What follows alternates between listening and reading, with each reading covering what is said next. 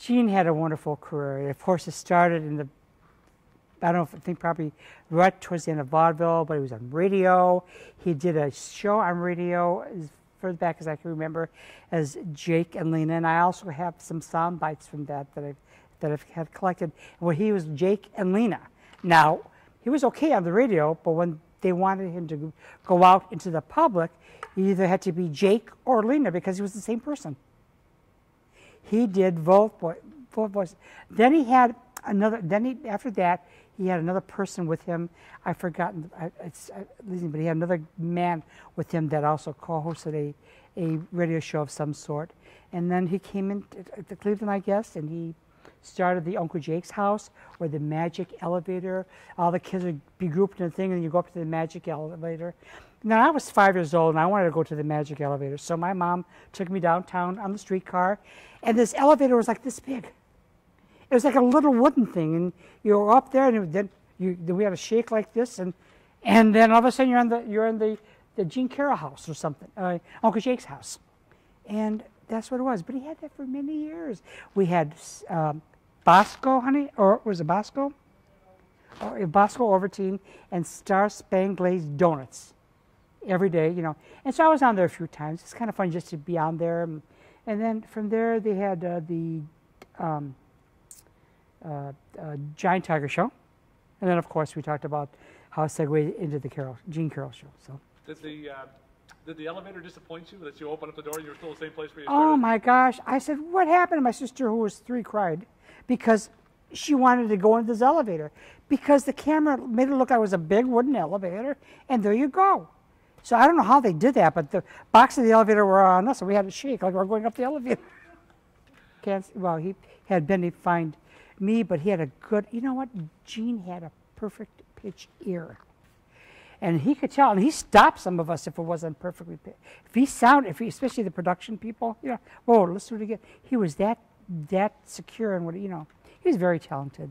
Have I ever seen him perform live? Other than being interviewed by him many, many times, other than us knowing each other socially, he didn't really perform.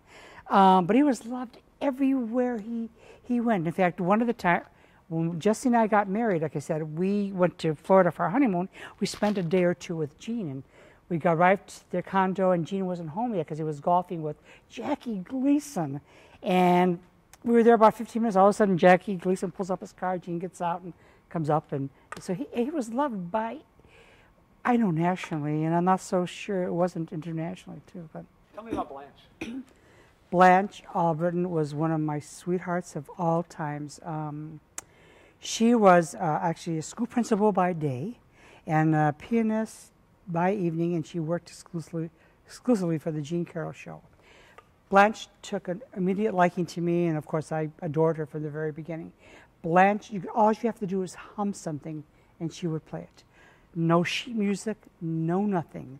In fact, there were several times that I had to be a special guest on the show because the special guest didn't show up, and Blanche said, let's do this now. Boop, boop, boop. I'll take your lead. She was terrific. You were telling me a story over here before about you had to make eye contact with Blanche. Yes, Blanche was like about 20 feet away from us because sometimes if you were doing a song and it was like 3 minutes and you only had like 2 minutes and 20 seconds, she would give you a cut or some kind of a mark that we knew to not do the tag. Don't go back to the middle. Just put a tag on the very first chorus and end it. And so I got quite good at it because she was always going like this. Other people think she may have been scratching herself, but she was giving us a hindsight of what to do. So I was always in eye contact with her. Benny had been with Gene since the radio days? Yes, since the radio days. Again, Benny Randazzo was a prince of a man. He was actually what you call a gentleman. He really was. He had a high-powered job with the show, but you know what? He kept straight. He made us feel really comfortable, and sometimes if there was a little discrepancy, Benny would smooth things out. Plus the fact that Benny did all the sets for the show. If it was a tree production, we had 1,000,000 trees. If it was Valentine's Day production, we had a lot of hearts and love and stuff like that. Benny was tops. In fact, he had a job, I think, at Helly's as he was in charge of dressing the windows. It was either Helly's or Higbee's, I'm not quite certain.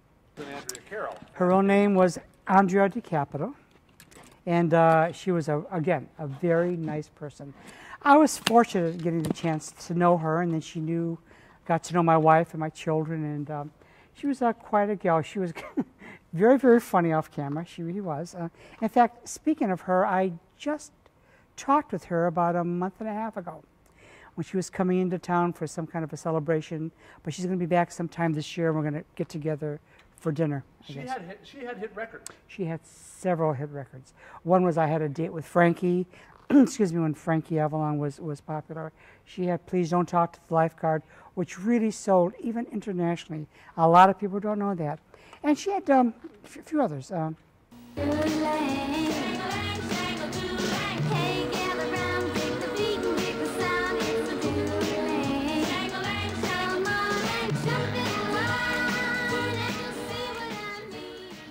Well, tell me about, didn't Gene kind of discover her? Yes, at the age of 3 years old, Gene saw her and performing somewhere, and I'm not even certain where, I don't remember that. And real cute little thing, 3 years old, and so she went on with Gene. First of all, she was on the Uncle Jake's, and then she was on to the Giant Tiger Show, and he really took vested interest, and so did his wife, Helen, take vested interest in Andrea, as best as I know it to be. So Andrea used her stage name as Andrea Carroll. And everybody thought that that was his daughter or his niece. No, she's very, very, he's more like a godfather to her. So he was very selective in what she did, and she did a lot. You're the greatest, oh, you're too much for me. You're the latest, you're my symphony. Just like with me, Gene would never want me to sing in bars, so I got a lot of the convention work throughout Ohio and Pennsylvania, and that's where he thought I was best suited. And you got to listen. We had to listen to him because he knew best. Andrea, worked a lot of her early adulthood, and then she decided she settled down. She married a gentleman, Lyle Hill, and now they live in California. And Andrea is a psychologist. Actually, how I got started is that I was in a play. And Benny Rand was one of the guys in the audience, and he waited for me after the performance.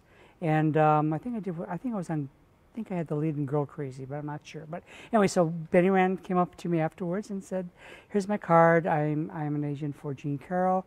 I'm actually a producer for them. I'd like you to come down to audition for the Gene Carroll show." And I said, "Oh yeah, right. I've always watched it, but I thought, So he said, "Well, come on down." So that's how it got started. I went down there the Friday after the show closed, 5 o'clock, 1515 Euclid Avenue, and I met this man. He was walking down the hallway, and he says, "Who are you?" I says, "I'm Frank Artino." I said, "But I know who you are, Mr. Carroll. What are you doing here?" He says, "Well, I guess I'm auditioning for your show."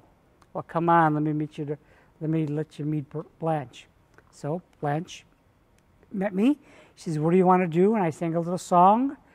And Gene came in, he says, "Stop it right there." I says, "Did I make a mistake?" He says, "No."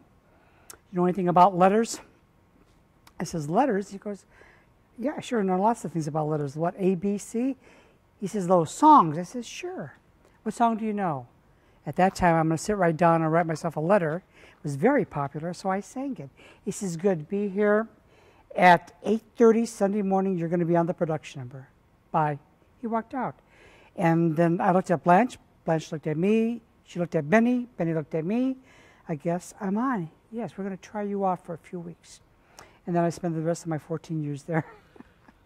In fact, still today, the magic is still there. Last week, I performed, I belong to a show group now called Showstoppers, and we performed somewhere last week, and two of the ladies came up to me and said, "Are you Frankie Artino?"